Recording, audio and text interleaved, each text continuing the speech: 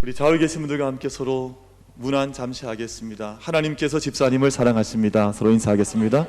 하나님께서 집사님을 사랑하십니다.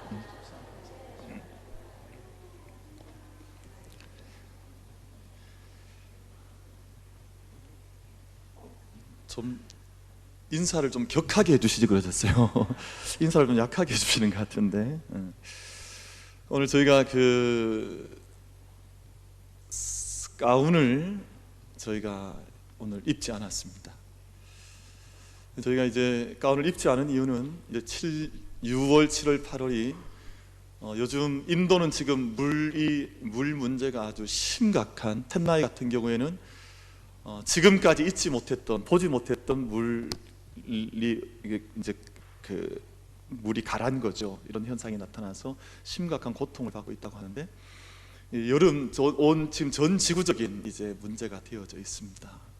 그래서 저희가 이제 에너지 문제와 환경 문제 함께 생각하면서 교회도 에너지를 함께 생각하자 하는 차원에서 가운을 1차적으로 벗었습니다만, 저는 이게 그냥 잠시 좀 시원하자, 아니면 좀 이렇게 부담 없이 예배하자, 절대 그런 차원이 아닙니다. 우리 성가대 우리 식구들께서도 가운을 벗는 순간 아이 시원하다 할 것이 아닙니다.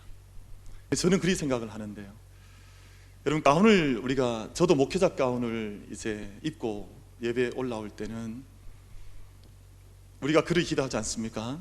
하나님께서 나의 허물을 가려주십시오. 가운을 입으면 좀 저의 부족함과 인간적인 약함은 가리워지고, 오히려 좀 성성, 거룩함으로 좀 이렇게 뭔가를 가리는, 또 보호받는 느낌이 강하게 있습니다.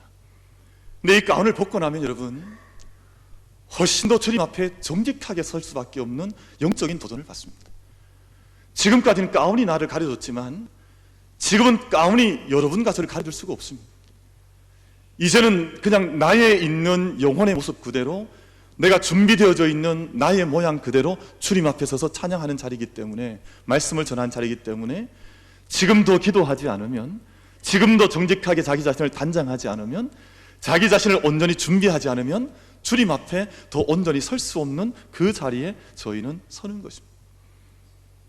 여러분, 오늘 저희가 예배하는 이 자리, 물론 저희는 늘 주님의 손에 보호받지만 내 있는 모습 그대로 주님 받으시는 줄로 믿고 고백하면서 우리 온 삶을 온전히 하나님 앞에 온전히 올려드려서 예배의 자리에 정직하고 담대하고 온전하게 나아가 주께 함께 예배할 수 있는 귀한 자리가 다 될 수 있게 되기를 주님의 이름으로 축복합니다.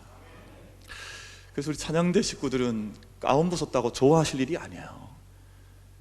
지금은 이제 사실은 이제 벌거벗은 모습 그대로 주님 앞에 나아가는 겁니다. 이제는 나의 모습, 그냥 날로 있는 그 모습 그대로 나아가는, 하나님께서 내 찬양을 받으시는가, 내 모습을 보시는가. 여러분, 오늘 우리 모든 예배자들 우리 하나님 앞에 나아갈 때 하나님, 내 모습 그대로 하나님 받아주시옵소서. 함께 예배하며 나아갈 수 있는 우리 모든 예배자들 한 분 한 분 다 될 수 있게 되기를 주님의 이름으로 축복합니다.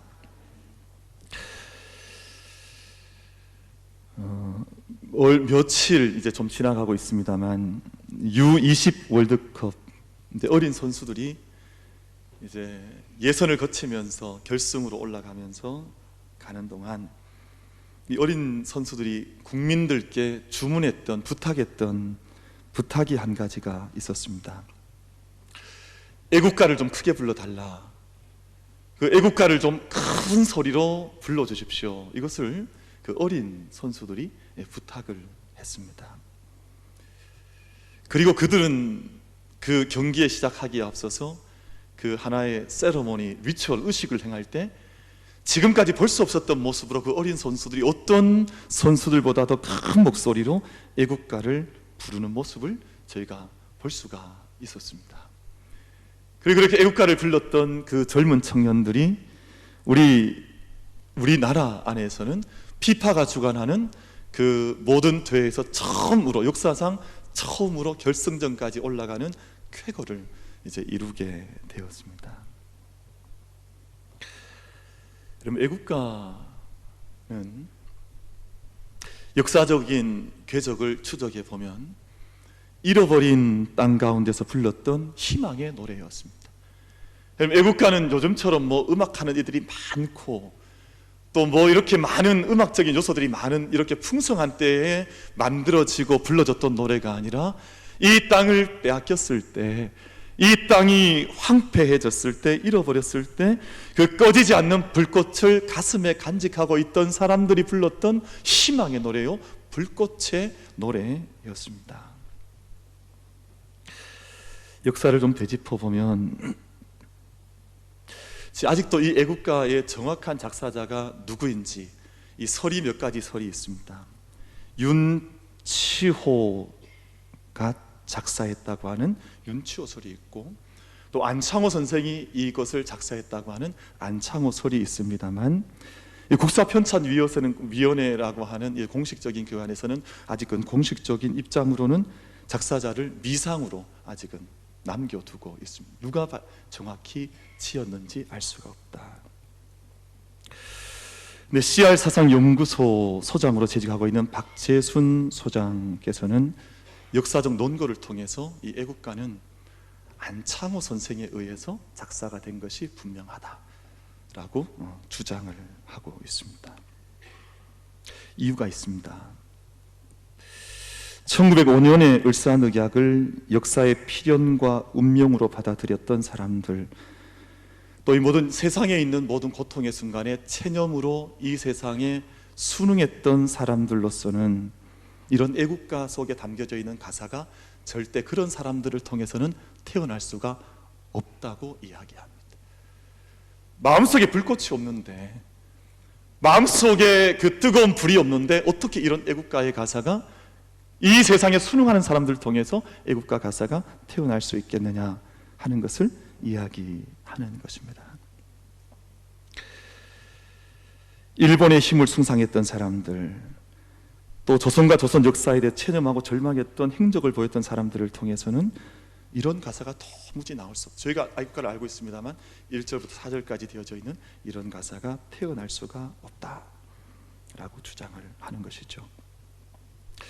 그러면서 이분이 기고했던 글에 이런 설명을 덧붙이고 있습니다. 애국가를 돌아보자는 겁니다. 1절 가사 속에 동해물과 백두산이 마르고 닳도록, 여러분 동해 이 큰 바닷물과 저 백두산이 마르고 또 닳아지는 이런 일이 억겁 만년을 지난들 어떻게 이루어질 수 있겠습니까마는, 동해물과 백두산이 마르고 닳도록 간절하게 사무치는 나라 사랑의 심정이 그 속에 담겨져 있느냐. 2절 가사를 보면 남산 위에 저 소나무 철갑을 두른 듯 바람 이슬 불변함은 우리 기상일세. 사람들이 바람 소리 불변함 이렇게 생각을 해요. 2절 가사 부르실 때 그렇게 많이 부르지 않으셨습니까? 초등학교 때 다 그렇게 오해하고 많이 불렀던 것 같아요. 바람 소리 불변함은, 근데 거기 소리가 아니라 설이 이슬입니다. 그러니까 바람과 이슬, 풍상이죠. 그러니까 이 남산 위에 둘러져 있는 나무의 철갑 가운데 있는 풍상의 세월이 다 지나간들, 그 모든 어려운 환경과 시련 속에서도 변하지 않는 강인한 기계와 기상을 노래하고 있는 대목이 2절 속에 담겨져 있는 것이죠. 3절 가사 속에 구름 없이 높고 깨끗한 가을 하늘이라고 하는 가사는 어떤 변화와 도전 속에서도 흔들리지 않는 초월적인 뜻과 신념, 우리로 표현하면 믿음, 순전한 믿음을 너희가 가지고 있느냐 하는 것을 노래하는 노래 글귀가 3절 가사 속에 담겨져 있고, 4절 가사 속에는 괴로우나 즐거우나 나라 사랑하세라고 하는 가사 속에 우리가 한 마음으로 나라를 사랑하자는 주체적인 결의와 다짐이 들어져 있습니다. 여러분, 이런 가사가 어떻게 친일을 했던 사람들에게, 마음의 불꽃을 다 꺼뜨려 버리고 세상의 바람에 따라갔던 사람들에게서 이런 가사들이 태어날 수 있느냐? 불가능하다는 것이죠. 그래서 이 박재순 소장께서는 이 가사는, 이 모든 노래소리는 안창호 선생을 통해서만 나올 수 있었던 그 정신이요, 의리요, 믿음이요, 씨알이요, 불꽃이었다, 그렇게 설명을 해주고 있습니다. 그럼 저는 제가 처가가 가까운 시골에 있어서 한 번씩 가보는데요, 요즘 가끔 이렇게 방문을 해보면 처가 마당에 그 닭장이 이렇게 한 켠에 있는데, 그곳에 병아리들이 제법 많이 이제 알을 깨고 나와서 막 이렇게 좀, 병아리 소리 다 아시죠? 병아리 소리 내면서 마당을 뛰어다니는 모습을 볼 수가 있습니다. 어미닭이 낳은 계란을 깨고 나온 병아리들의 모습인데요. 여러분, 이 병아리들이 나온 계란은 모두 다 유정란입니다. 여러분, 무정란은 어미닭이 아무리 백날 첫날 품고 있은들 생명이 태어나질 않습니다. 이 모든 생명을 품은 알만이 이제 생명을 깨뜨려서 그곳에서 생명이 태어나는 그런 생명의 경위를 우리가 확인해 볼 수가 있습니다. 이것이 생명의 있음에 없음의 차이입니다. 생명이 그 안에 있느냐 없느냐 하는 것은 생명의 결실로 나타나게 되는데, 여러분, 그 가슴 속에 불꽃이 있느냐 없느냐 하는 것도 마찬가지 문제입니다. 오늘 본문 말씀 가운데 느헤미야가 그랬습니다. 느헤미야는 가슴 속에 불꽃을 간직했던 사람, 그 심장을 열어보면 불꽃이 이글거리고 있던 것을 우리가 발견할 수 있는 사람이 느헤미야였습니다. 그가 간직했던 불꽃이 이스라엘 민족 가운데 새로운 희망의 불을 붙여나갔던 사람. 여러분, 화부라 그럽니까? 내게 있는 불을 끊임없이 곁에 사람에게 붙여가면서 그 불이 사람의 가슴에서 가슴으로 버텨나갈 수 있도록 그 불을 지펴가는 역할을 했던 사람이 바로 느헤미야라고 하는 사람이었습니다. 당시 이스라엘 백성들 가운데는 정신의 불꽃은 꺼져 있었고, 하나님 백성이라고 하는 존재 자긍심도 다 꺼져 있을 그때에 자기 안에 있는 하나의 불꽃을 자기 이스라엘 백성들에게 한 걸음 한 걸음 전하면서 온 이스라엘 백성들에게 불을 전하였던 화부 같은 역할을 했던 사람의 이야기가 오늘 본문 말씀 속에 기록이 되어져 있습니다. 그 마음속에 살아있는 계란 같지만 열어봤더니 아무나 생명이 없는 그런 계란 같은 존재가 아니라, 그 마음을 열고 봤더니 그 안에 씨알이 있고 그 안에 정신이 있고 그 안에 생명이 있고 불꽃이 있던 사람의 이야기가, 말씀이 오늘 본문 말씀 속에 기록이 되어져 있습니다. 오늘 그의 가슴 속 불꽃을 우리 그의 민족에 대해 귀를 열고 있는 모습에서 먼저 발견을 해보고자 합니다. 오늘 본문 말씀에서 느헤미야라고 하는 사람은 1300km 떨어져 있는 예루살렘의 소식을 듣습니다. 여러분, 1300km면 뭐 우리 서울에서 부산 이건 들을 수가 없죠. 뭐 한 500km, 600km, 그보다 훨씬 더 몇 곱절 되는 땅에 살고 있던 느헤미야가 그 먼 땅 예루살렘 고국의 이야기를 여러 사람들로부터 전해 듣게 됩니다. 유다와 예루살렘에 남아있는 자기 백성이 큰 환난을 당하고 능력을 받으며 예루살렘 성은 허물어지고 성문은 불타버렸다는 소식을 듣고 느헤미야가 수일 동안 그곳에 주저앉아 슬퍼하며 울었다고 본문은 기록하고 있습니다. 우리 사랑하는 성도 여러분, 이때 느헤미야는 횟수를 좀 따져보면 이민 3세대, 이민 4세대 정도 되는 사람이었습니다. 이미 100여 년 전에 그의 조상들이 이 바벨론 땅으로 포로를 오게 되었고, 그로부터 몇 세대 이후에 태어났던 사람이 느헤미야라는 사람이었습니다. 여러분, 이 정도가 되면 이미 말도 잃어버리고 그 나라 정신도 잃어버리고 역사도 다 잃어버리고, 뭐 외모는 껍질은 유대인인지 모르지만 실제로 알맹이를 들여다보면 이미 유대인일 수 없는 그런 사람이죠. 여러분, 몇 년 전에 우리나라에 부임했던 우리 주한 미 대사는 한국분이었습니다. 외모로 볼 때는 성킴이라고 하는 대사였었는데, 그분은 외모는 한국 사람인데 정신은, 알맹이는 한국 사람이 아닙니다. 어릴 때 부모님을 따라 미국을 건너간 분이지만 그분은 한국을 위해서 일하는 사람 절대 아닙니다. 그분의 모든 삶의 궤적은 미국에 포커싱이 되어 있지 한국을 대변하거나 한국을 위해서 일하는 그런 사람 아닙니다. 사람들이 우리가 똑같이 생겼으니까 한국을 대변하겠지? 절대 그렇지 않습니다. 이미 그분의 아이덴티티는 미국 사람이 되어져 있는 것이죠. 여러분, 뉴스에 등장하는 빅터 차나 한국 문제를 연구하는 모든 사람들, 그분의 성이, 라스네임이 한국 사람이라고 해서 한국인의 정신을 가지고 있다고 생각하면 우리는 어리석은 생각을 하고 있는 것입니다. 그런데 느헤미야라는 사람은 이미 100년 전 자기의 3대 4대 조상에 의해서 그 먼 땅에 나가 살고 있고 이미 3세대 4세대를 거쳐오고 있는 사람임에도 불구하고 1300km 떨어져 있던 그곳의 소식을 들었는데 그 성은 무너져 버리고 성문은 해파되어지고 자기 백성들은 어려움을 당한다는 소식을 듣고는 그 자리에 주저앉아 몇몇을 울고 슬퍼하고 있다고 하는 말씀이 오늘 본문 말씀 속에 아주 신비롭게 기록이 되어져 있습니다. 느헤미야는 평범한 사람이 아니었습니다. 우리말로 하면 제가 좀 전에 예를 들었던 그분처럼 이미 그 당시 가장 큰 메대와 바사 페르시아 제국의 가장 큰 그 정점에 섰던 정치인, 권력자, 왕의 술 맡은 관원장이었습니다. 그럼 술 맡은 관원장 이러니까 요즘 말로 생각해서 뭐 술 도가를 하는가 그렇게 생각하시는 분들이 계신데 그런 게 아닙니다. 그럼 고대 사회에서는 왕에게 술을 따른 사람이 가장 왕의 신임을 받는 가장 믿을 만한 사람이 왕의 곁에서 술을 맡는 간원장이 되었습니다. 느헤미야는 정치적으로 성공했던 사람이었으나 여러분 이제는 그 먼 땅에서 어떤 소식이 들려온들 느헤미야와는 아무런 관계가 없는 그 땅이 무너진들 그 땅이 뭐 성이 다 해파된들 그 땅의 백성들이 고통 가운데 있다 한들 느헤미야와는 아무런 관계도 없는 그런 삶을 살아가던 사람이 느헤미야였었는데 그 사람이 자기의 고국의 땅의 소리를 듣게 되자 그 자리에 주저앉아 몇몇을 금식을 하고 몇몇을 눈물을 흘리고 슬퍼하고 있다는 메시지가 말씀이 오늘 본문 말씀 속에 기록이 되어져 있습니다.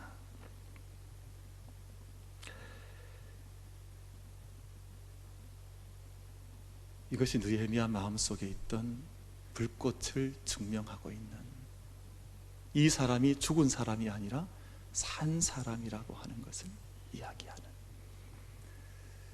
그럼 제가 최근에 좀 이제 제외에 나가 있는 제외에서 활동했던 수많은 우리 동포들 제외 동포들의 역사를 조금 살펴볼 기회가 있었는데요. 이 땅이 빼앗겼을 때, 이 땅이 고통받고 있을 때, 뭐 사할린이든 또 미국이든 또 독일이든 온 땅에 나가 있던 이 땅의 백성들이 이 땅의 독립과 해방을 위해서 자신들의 온 재산을 헌신을 하고 자신들의 삶을 불태웠던 그런 삶의 모습들을 살펴볼 기회를 가져보고 있습니다. 마음속에 불꽃이 있었던 사람들. 제가 저기 사할린에 있던 어떤 분의 최재형이라고 하는 한 분의 별명을 봤더니 그분의 별명이 빼치카였다. 빼치카. 여러분 빼치카가 뭔지 아시죠? 빼치카가 러시아 말로 이 난로라고 하는 뜻입니다. 난로. 꺼지지 않는 불꽃을 붙들고 자기 민족의 문제를 붙들고 눈물을 흘리며 자기의 전 삶과 자기의 전 삶을 그곳에 헌신했던 사람들의 이야기를 읽어보는 기회를 지금 가지고 있는 중입니다. 오늘 말씀 속에 느헤미야는 민족의 이야기를 듣습니다. 민족의 아픔을 듣고 열린 길을 열고 그들의 소식을 듣고 그들을 비난하거나 비판하지 않습니다. 오늘 말씀 여러분 6절과 7절 말씀 6절 하반절과 7절 말씀에서 이렇게 말씀을 하지요. 나와 내 아버지의 집이 범죄하여 주를 향하여 크게 악을 행하여 주께서 주의 종 모세에게 명령하신 계명과 율례와 규례를 지키지 아니하였나이다. 여러분 1300km 떨어져 있는 지금 메대와 바사의 술 맡은 관원장이 지금 저 100년 전 이미 떨어졌던 그 나라의 죄악의 문제와 슬픔의 문제를 자기 자신의 것으로 가지고 와서 이것을 일치시키고 있는 그런 모습. 이 모든 죄악이 나의 죄악이라고 나와 내 아버지의 집이 주님 앞에 죄를 범하였나이다 라고 고백하는 모습이 본문 말씀 속에 기록이 되어져 있습니다. 그럼 저는 바라건대는 우리 크리스찬들은 이 나라에 있는 여러 가지 아픔의 문제를 붙들고 남의 일인 것처럼 비판하거나 비난해서는 되지 않는다고 생각을 합니다. 마음속에 아픔이 느껴질 때가 언제냐 하면 우리 믿음의 크리스찬들이 정당의 어떤 한편에 서서 끊임없이 비난하고 비판하고 이 문제는 마치 나의 문제가 아닌 것처럼 이야기할 때는 이 나라 이 민족의 문제가 마치 나는 객관적으로 멀리 떨어져 있고 지금 이 나라의 문제는 저기 있다고 생각해서 비판하고 비난할 때는 도대체 우리 크리스찬들 무엇인가 하는 생각을 가슴 아프게 가져볼 때가 없지 않아 있을 때가 있습니다. 여러분 이 나라의 아픔의 문제가 상당히 많습니다. 즐거운 일도 많지만 즐거운 일은 늘 스포츠의 문제나 뭐 운동하는 사람들의 소식을 통해서는 기쁨을 얻지만 이 나라 안의 문제를 들여다보면 고통스러운 문제가 얼마나 많은지 모릅니다. 한반도의 문제가 교착 상태에 빠져 있습니다. 국내의 리더십을 행사하는 정치인들은, 모든 정치의 행사들은 다 올스톱이 되어져 있습니다. 경제는 회복 기미가 보이지 않고 청년들은 절망과 깊은 좌절감 가운데 젊은 날을 보내고 있습니다. 이 땅에 인륜을 저버린 폐륜 범죄가 날마다 잇따라가고 있습니다. 여러분, 이 모든 문제 앞에 만약에 느헤미야가 이 앞에 선다면 어떻게 할 것 같았습니까? 만약에 느헤미야가 오늘 민족 앞에 이 모든 문제 앞에 교회의 한 크리스찬이 되어서 이곳에 예배한다면 어떤 마음으로 예배할 것 같습니까? 우리 마음속에도 오늘 이 예배를 통해서 오늘 말씀을 우리에게 가르쳐주고 도전하신 바 내 마음속에 불꽃을 꺼뜨리지 아니하고 느헤미야가 품었던 그 믿음의 사람이, 믿음의 선배가 품었던 믿음의 불꽃을 우리 역시 내 마음속에 불태워 불꽃을 피워 올릴 수 있는 우리 모든 예배자들, 저와 여러분 다 될 수 있게 되기를 주님의 이름으로 축복합니다. 그것이 믿음의 사람의 자세가 아니겠습니까? 한 사람의 가슴 속에 있는 불꽃은 그의 가슴 속에 있는 분명한 그림을 통해서 확인해 볼 수가 있습니다. 그의 마음속에 어떤 그림이 있느냐, 그의 마음속에 어떤 꿈이 있느냐의 유무에 따라서 그 사람이 불꽃이 있는 사람이냐 불꽃이 꺼진 사람이냐 하는 것이 구별이 되게 되어져 있습니다. 이 계란을 보면서 이게 유정란이냐 무정란이냐 구별하는 것처럼, 또 같은 무기라 할지라도 이게 실탄이냐 공포탄이냐 구분할 수 있는 것처럼 그의 마음속에 어떤 그림이냐에 따라서 그 사람이 정말 불꽃이 있느냐 없느냐 하는 것을 구분해 볼 수가 있습니다. 제 오래전 고등학교 때 한 친구는 삼수를 했습니다. 재수를 하고 또 삼수를 해서 그가 가고 싶은 대학이 있었는데 육군사관학교에 가는 것이 그 친구의 꿈이었더랬습니다. 지금은 그 친구가 영광급 장교가 되어져 있어서 저희 동기들이 만나면 다 그 친구 다 부러워하고, 이야 정말 이렇게 같이 부러워할 만한 그런 모습으로 저희들 앞에 떡 나타나는 그런 친구가 있습니다. 근데 그 친구가 처음에 재수를 한다, 삼수를 한다, 주변의 사람들 다 걱정하는데 그 친구는 걱정을 하지 않았습니다. 왜냐하면 나에게 있는 꿈이 그 친구는 분명했습니다. 나는 이 길을 걸어갑니다. 나는 육군사관학교에 가는 것이 나의 꿈입니다. 지금까지 그의 걷는 과정을 보면 그의 마음속에 있었던 어린 소년에 있었던 불꽃이 저렇게 꺼지지 않고 있구나 하는 것을 평생의 삶을 통해서 곁에서 그 친구는 신실한 크리스찬인데요, 그 모습을 확인해 오고 있습니다. 제가 서울에 있는 장신대 신대원에 들어갔더니 제 한 해 선배 가운데 한 분이 신대원 시험을 몇 수를 했냐 하면 8수를 했더래요. 8수. 남의 아들이니까 애타지 않습니까? 그럼 8수면 엄청나잖아요. 10년 가까운 세월인데 8수를 했어요. 8수. 참. 근데 그분을 만나면 얼마나 당당한지 몰라요. 이게 몇 수를 한 것이 그분에게 문제가 되지 않더라고요. 왜냐하면 그분의 꿈은 신학교에 들어와 하나님의 종이 되는 거였습니다. 그러니까 내가 이 걸어가고 있는 꿈이 세상에서 조금 늦어진들, 세상에 조금 어려움이 있다 한들 그분에게는 아무런 문제가 되지 않았습니다. 근데 나중에 보니까 그분이 정말 대단하더라고요. 왜냐하면 8수를 했으니까 자료가 얼마나 많겠습니까? 그 자료를 모아서 바로 출판을 해버리더라고요. 출판을 해서 그분이 이제 아주 베스트셀러의 그 저자가 되는 모습을 보면서 나도 좀 재수를 좀 많이 할 걸 하는 생각을 했습니다만, 그런 것이죠. 그의 마음속에 있는 꿈이 있으니까 아무런 삶의 어려움도 그분들에게 문제가 되지 않는 그런 모습을 확인할 수 있는 것이죠. 오늘 비록 이스라엘이 비참한 상태 가운데 있는 역사적 광환 가운데 있었지만 느헤미야는 자신의 민족에 대한 선명한 그림을 가지고 있었습니다. 비록 이 민족이 성문과 성이 다 해파가 되어지고 지금 비록 어려움 가운데 처해 있다 할지라도 이 1300km 떨어져 있고 지금 그 먼 나라에 이 관리가 되어져 있던 느헤미야 안에는 자기 마음속에 그 뿌리가 있는 거죠. 마음속에 그림이 있는 것이죠. 자기 민족에 대한 상이 분명하게 새겨져 있었다 하는 것입니다. 여러분 10절 말씀을 한번 보시면요, 아주 귀한 말씀이 있습니다. 10절 말씀, 여러분 9절 10절 두 절을 한번 길지만 한번 같이 한번 읽어보기를 원합니다. 같이 읽겠습니다. 시작. 만일 내게로 돌아와 내 계명을 지켜 행하면 너희 쫓긴 자가 하늘 끝에 있을지라도 내가 거기서부터 그들을 모아 내 이름을 두려고 택한 곳에 돌아오게 하리라 하신 말씀을 이제 청하건대 기억하옵소서. 이들은 주께서 일찍이 큰 권능과 강한 손으로 구속하신 주의 종들이요 주의 백성이니이다. 아멘. 이들은 주께서 일찍이 큰 권능과 강한 손으로 구속하신 주의 종들이요 주의 백성이니이다 라고 말씀을 하고 있습니다. 이런 뜻이죠. 하나님, 우리 민족이 보통 민족이 아니지 않습니까? 우리 민족이 세상에 수많은 민족이 있고, 우리 유엔에 따르면 지금 220여 개 공식적인 국가 수를 카운팅하고 있습니다만, 이 땅에 수많은 민족과 나라가 있다고 한다 할지라도 하나님, 이 민족은 보통 민족이 아니지 않습니까? 하나님, 이들은 주께서 일찍이 큰 권능과 강한 손으로 구속하신 주의 백성들이요, 하나님께서 말씀하시길 주께로 언제나 돌아오기만 하면, 주의 계명을 지키기만 하면 하늘 끝에 그들이 가 있다 할지라도 주의 택한 곳으로 돌아오겠다고 하신 하나님의 약속의 민족이지 않습니까? 지금 느헤미야는 이 고백을 하면서 자기 민족의 문제를 붙들고 자기 민족에 대한 그림을 그렇게 그려나가고 있습니다. 그리고 하나님께 요구하기를, 하나님, 그 약속을 잊지 말고 기억해 주십시오 라고 기도하고 있습니다. 느헤미야라고 하는 사람은 세월이 흘러가고 삶의 터전이 변해도 그의 마음속에 자신의 정체성에 대한 불꽃이 사그라들지 않았습니다. 비전의 불꽃이 사라지지 않았습니다.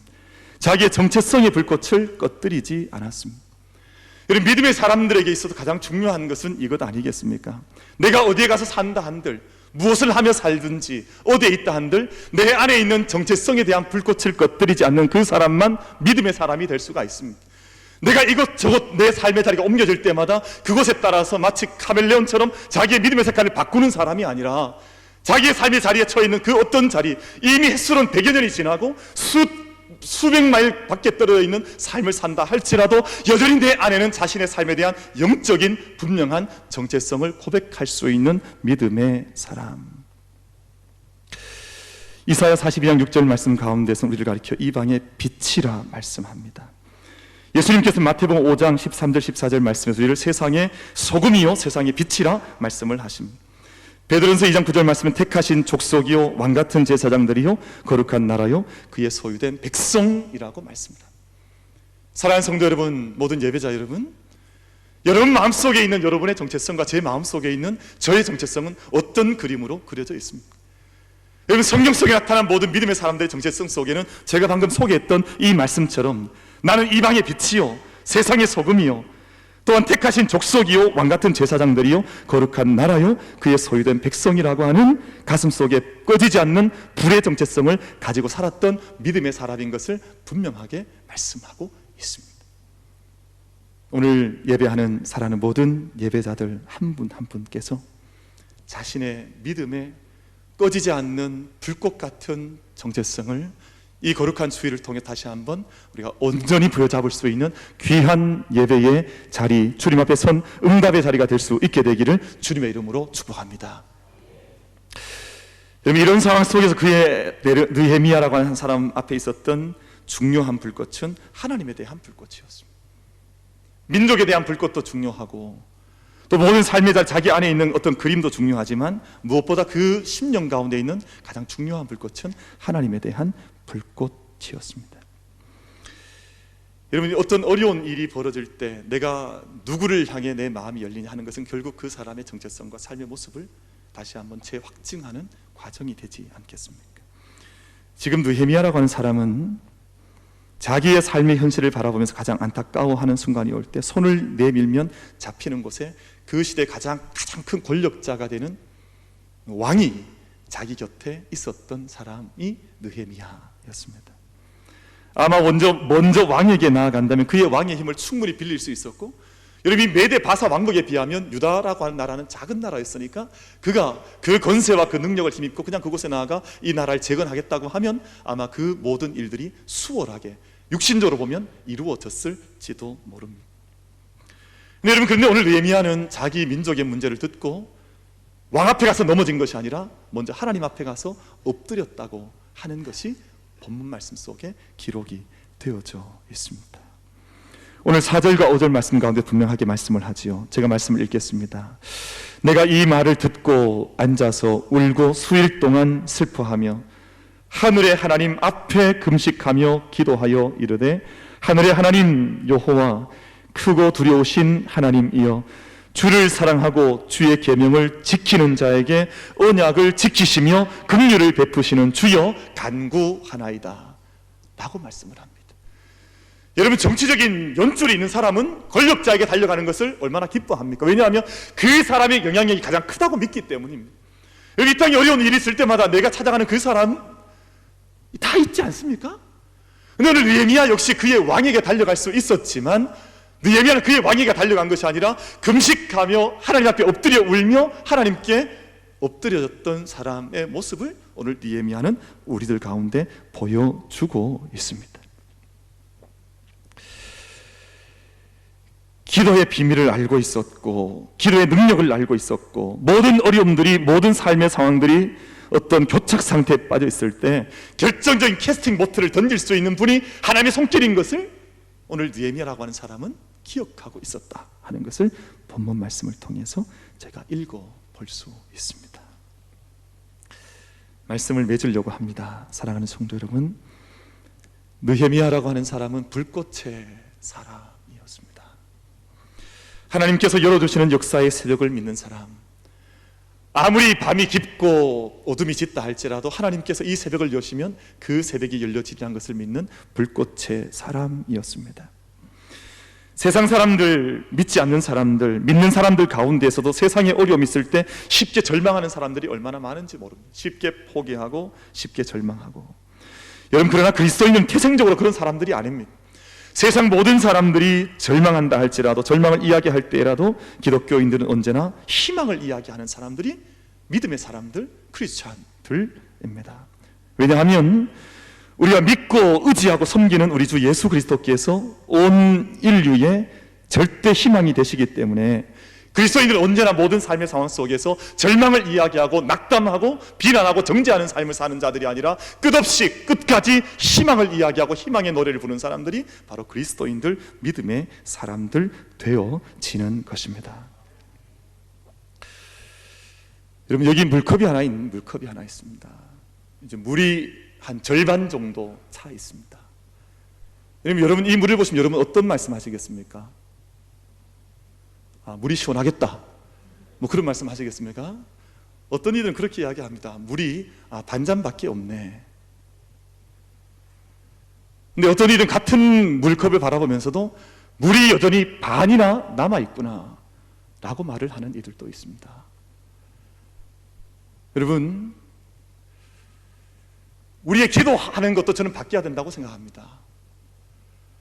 우리의 기도가 늘 없는 것, 부족한 것만을 보면서 불평하고 절망하고 낙담하는 기도가 아니라 하나님께서 우리의 작은 씨앗 하나도 불꽃 하나 바라보시면서 그 불꽃을 통해서 역사하시고 일하실 하나님을 고백하며 믿음으로 나아갈 수 있는 불꽃의 사람들, 희망의 사람들 다 될 수 있게 되기를 주님의 이름으로 축복합니다.